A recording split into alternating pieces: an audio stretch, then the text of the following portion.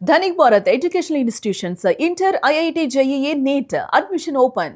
మాజీ మంత్రి సీదిరి అప్పలరాజుకు ఉచ్చు బిగుస్తోంది. ఏ క్షణమైనా సీదిరిని అరెస్టు చేసేటువంటి అవకాశం ఉంది. కాశీబుగ్గ బైక్ ప్రమాదంలో గొర్రెల కాపరి దానయ్య మృతి చెందాడు. ఈ ఘటనలో అప్పలరాజు కుమారుడు ఆరవ్ ప్రధాన నిందితుడు. సాక్ష్యాలను తారుమారు చేసేందుకు అప్పలరాజు ప్రయత్నించారంటూ కూడా ఆరోపణలు వినిపిస్తున్నాయి. సీదిరి అప్పలరాజుపై కేసు నమోదు చేశారు పోలీసులు. ఏ క్షణమైనా సీదిరి అప్పలరాజును అరెస్ట్ చేసేటువంటి అవకాశం స్పష్టంగా కనిపిస్తోంది. దీనికి సంబంధించి కావాల్సినటువంటి సాక్ష్యాధారాలను కూడా పోలీసులు సేకరించినట్లుగా తెలుస్తోంది. దీనిపై మరిన్ని అప్డేట్స్ మా కరెస్పాండెంట్ పృథ్వీ అందిస్తారు. పృథ్వీ, ఏ క్షణమైనా సీదిరి అప్పలరాజు అరెస్ట్ అనేటువంటి వార్త ఏంటి పరిస్థితి? పోలీసులు ఏం చెప్తున్నారు? ప్రస్తుత పరిస్థితి ఏంటి? మురళి, ఏదైతే గత శుక్రవారం రాత్రి బైక్ యాక్సిడెంట్ ఏదైతే జరిగిందో అందులో ప్రధానంగా ఆ ముగ్గురు నిందితుల్ని కూడా రిమాండ్ రిపోర్ట్ లో చేర్చడం జరిగింది. ప్రధానంగా ఆరవ్ వర్మ, ఎవరైతే సీదిరి అప్పలరాజు కుమారుడు ఆరవ్ వర్మ ఉన్నారో అతను ఏవన్గా, అలాగే అతని స్నేహితుడు సిద్ధార్థుడు ఏటుగా, అలాగే సాక్ష్యాలను తారుమారు చేస్తున్నాడు అనే ఉద్దేశంతో అనే ఆరోపణలతో కేసరిగా మాజీ మంత్రి సీదిరి అప్పలరాజును కూడా చేశారు.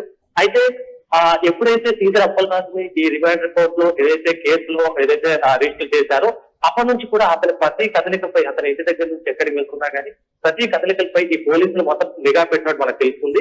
అయితే పలాస నుంచి ఆయన ఇంటి దగ్గర నుంచి ఏదైతే శ్రీకాకుళం ప్రస్తుతం ఆరవ్ వర్మ శ్రీకాకుళం జిల్లా ఆసుపత్రిలో ట్రీట్మెంట్ తీసుకుంటున్నాడు.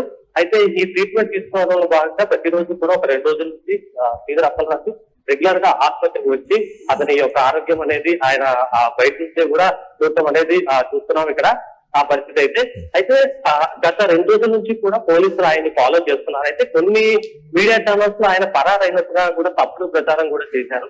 అయితే ఆయన మాత్రం రెగ్యులర్ గా ఆసుపత్రి దగ్గరే అక్కడే ఉంటూ ఆయన కుమారుడు యొక్క యోగక్షేమాలు ఆయన చూడటం జరుగుతుంది. అయితే ఈ నేపథ్యంలో ఖచ్చితంగా ఈ రోజు కానీ రేపు కానీ అరెస్ట్ చేస్తారనే ఒక టాక్ అయితే జిల్లాలో జోరుగా జరుగుతుంది. అయితే చూడాలి ఎటువంటి, అంటే ఈ రోజు కానీ రేపు కానీ ఎటువంటి అరెస్ట్ ఉంటుందా లేదా అనేది అయితే మనం వేచి చూడాల్సి ఉంటుంది. ఎస్, సాక్ష్యాధారాలన్నింటినీ కూడా సేకరించాం అనేటువంటి మాట కూడా పోలీసులు చెప్తూ ఉన్నారు. సో దీనికి సంబంధించి ఒక బలమైనటువంటి సెక్షన్లను కూడా పెడుతున్నారు అనేటువంటి మాట. వైసీపీ నేతలు కావాలనే అప్పలరాజుని ఈ కేసులో ఇరికిస్తున్నారు అని కూడా కక్ష సాధింపు చర్యకి ఒక అవకాశం దొరికింది కూటమి ప్రభుత్వానికి అని కూడా రాజకీయంగా వైసీపీ నేతలు చేస్తున్నటువంటి విమర్శలు. దీన్ని ఎలా చూడాలంటారు పృథ్వీ?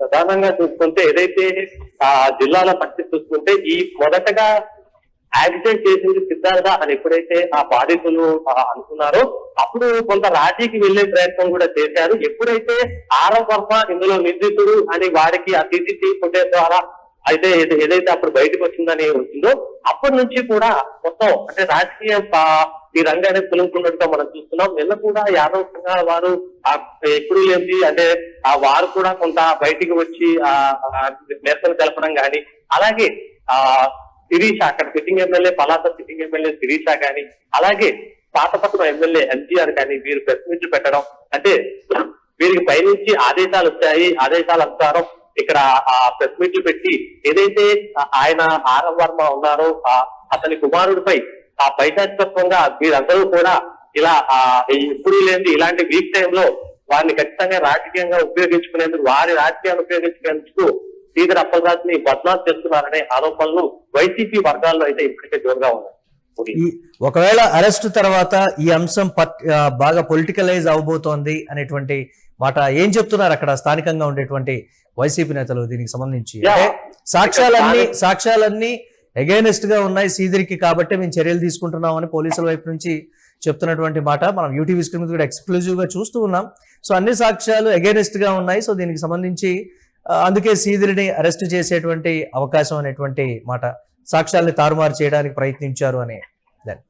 ఇక్కడ సాక్ష్యాలను తారుమారు చేయడం అనే అంశాన్ని మనం ప్రధానంగా చూసుకుంటే పోలీసులకు ముఖ్యంగా దొరికినవి కాల్ రికార్డ్ అండ్ అలాగే సీసీటీవీ ఫుటేజ్ అనే ఈ రెండే చాలా ప్రధానమైన ఏదైతే సాక్ష్యాలుగా మీరు తీసుకున్నారో.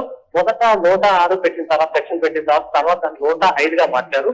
అయితే 14 రోజుల రిమాండ్ ఏదైతే ఉందో ఈ 14 రోజుల రిమాండ్ కూడా ఖచ్చితంగా ఉండాలి. ఈ రిమాండ్ టైంలో బయటికి వెళ్తే వీళ్ళు సాక్ష్యాలు తారుమారు చేసే అవకాశం ఉంది. ఖచ్చితంగా వేయలేకపోతే 14 రోజులు రిమాండ్ ఉండాలని చెప్పేసి ఏదైతే పోలీసులు బలంగా అక్కడ వాదన వినిపించారు. అలాగే ఏసీగా చేసిన సీదిరి అప్పలరాజు కూడా సాక్ష్యాలను తారుమారు చేశారంటూ ఆరోపణలు అయితే చేశారు. కానీ దానికి సంబంధించిన ఏదైతే సాక్ష్యాలు ఇంకా ఎంత మేరకు వీళ్ళు రిమాండ్ రిపోర్ట్ లో కొంత సాక్ష్యాలు కాల్ రికార్డ్స్ అలాగే సీసీ కెమెరాస్ అయితే వీళ్ళు చేర్చడం జరిగిందంటే శ్రీధర్ అప్పలరాజు ఆసుపత్రికి తన కుమారుడు తీసుకున్న ఆసుపత్రికి వచ్చిన ఆ ఫుటేజ్ అనేది అలాగే కొన్ని కాల్ రికార్డ్స్ ఉన్నాయని చెప్తున్నారు. అలా అవి రిమాండ్ రిపోర్ట్ లో చేశామని చెప్తున్నారు. అయితే ఇంకా ఎటువంటి వీళ్ళ దగ్గర సాక్ష్యాలు ఉన్నాయి, ఇంకా ఎటువంటి సాక్ష్యాలు వీళ్ళు సేకరించాలి, వీళ్ళకి ఎంత టైం కావాలి అనేది కూడా ఇంకా తెలియాల్సి ఉంది. అయితే శ్రీధర్ అప్పలరాజు సాక్ష్యాలను తారుమారు చేశారంటూ ఏదైతే పెద్ద ఎత్తున ఈ టీడీపీ వారు కానీ ప్రచారం ఏదైతే జరుగుతుందో అయితే ఇది ఖచ్చితంగా సరిగా పొలిటికల్ టర్న్ అనేది తీసుకుంది అనేది అయితే చూడొచ్చు. దీని ప్రకారం ఇంకా నెక్స్ట్ రాబోయే పరిణామాలు ఏ విధంగా ఉంటాయో చూడాలి. Right, thanks for updates Prithvi. ఇక మాజీ మంత్రి సీదిరి అప్పలరాజుకు ఉచ్చు బిగుస్తోందనే చెప్పాలి. ఏ క్షణమైనా సీదిరిని అరెస్టు చేసే అవకాశం ఉందని కూడా సమాచారం. కాశీబుగ్గ బైక్ ప్రమాదంలో గొర్రెల కాపరి దానయ్య మృతి చెందారు.